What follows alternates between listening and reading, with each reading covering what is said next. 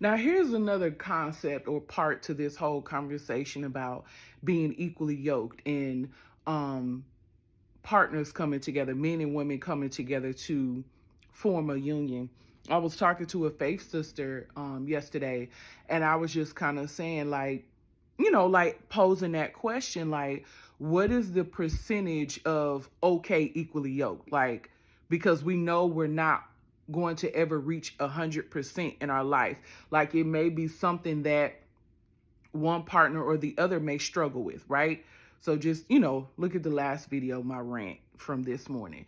So when I was thinking back to the men in the Bible, it was just like there were, and this could definitely be a study, right? We could definitely share some scriptures, because if I'm wrong, I'll admit that I'm wrong. But tell me in the Bible, and please don't say Boaz, because what do we know about Boaz? Like the exemplification, if that's a word, the perfect example of a husband. Now, I'm talking about the characters, those who were actually named. I know Ephesians 5, and what was the other one? We'll just, because I can't remember I think, is it Colossians 3? I can't remember. I need to find my notebook. But the Ephesians 5 man, the Ephesians 5 woman, whatever, like basically what you should do, like abstain from this, and this, that person. The Ephesians 5, they're unnamed. It's a list of what we should be, what a person should be. I'm talking about the actual characters. Adam, David, Moses, and it was another one that I had listed the other day. Like, these men had flaws. They were not perfect. And this is not me bashing men. This is me as a woman trying to stay this time in the dating scene without running away, expressing my thoughts about what's out here. What do we accept? What's acceptable in the eyes of God, and what we should literally be like, yeah, no, I cannot rock with that. Not at all. Right. Cause like I said, it's like, as long, in that first video, I said, as long as we're both oxen, as long as we both can fit our necks in the yoke, right? Then we go from there. It might be things that, one or the other may struggle with, and we pray each other through. But what is the limit? How much praying through should we have to do for this new partner? But anyways, the men, because I'm trying to, I don't want to repeat the last video, but my opinion, this might be a whole nother video. Adam was weak. He was right there with her. What was he doing? Right? What was he looking at? What was he distracted by that he let the snake go on that long?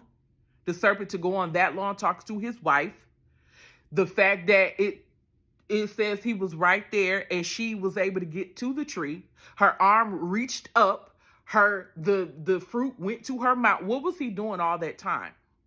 And then on top of that, when God came and was like, hey, what happened? Well, that woman you gave, then he started snitching. I mean, look, shout out to Adam. Like, cool. You held it down by yourself all that time, or however long you were by yourself. But I'm like, bro, you were a little weak. You were a little weak. And then David, we know about David. David was for the streets. He was also a murderer. But he loved God. He praised God. So you get what I'm saying? Those are just two examples. We can go on. I'm trying to think. What else? Moses had not followed the command to circumcise, and it was his wife who had to save his life and do the thing and circumcise him so God didn't unalive him. So it's like, in terms of spiritually leading, like, bro, like what if something could have happened to your family because you disobeyed? And look, I'm not trying to be petty. I'm just giving examples. Like, we could study this. If y'all want to jump into a WhatsApp group and let's study it. Like, I'm just trying to give examples. Like, and if anything, this is me vouching for looking at the fact that men are not perfect, women are not perfect. As we see in the Bible, these men were not perfect, but look, they got stories in the Bible that we're reading about, stories in the Bible that we can learn from, right? It's not to say that they were totally horrible and they were damned to hell. What I'm saying is I'm giving these examples to say, how do we deal with that? How do we go down the path of courtship and dating and looking at what the word says to be equally yoked? We were taught to be equally yoked, right? But look at the examples, some of these examples in the Bible. That's why I said don't use Boaz. Like, what do we know about this guy? Like, you know what I'm saying? What do we know about him? But that's what everyone says. I want my Boaz. I want my Boaz.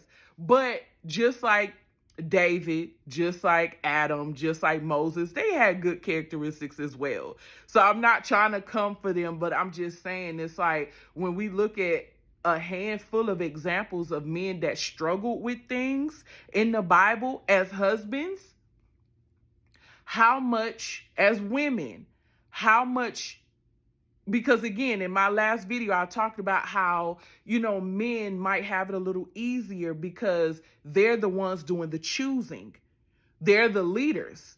They're, like on top of the umbrella, and we fall beneath the umbrella in terms of like spirituality, being connected to God, which we are connected. Don't come for me. I'm just saying.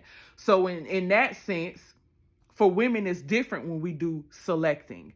How much are we able to say, okay, that's okay. That's okay. I'll accept that. God, is this accept? Okay, I'll accept that, right? When we have here in the Bible, these chosen men in the Bible dealt with stuff. How much as women, when we come into agreement with a man that tries to court us, how much? How much are we to accept? You know what I'm saying? Like, yeah, hopefully that makes sense. I guess this was a part 2 because I wanted to kind of, throw a little shade at Adam, But anyways, okay, bye.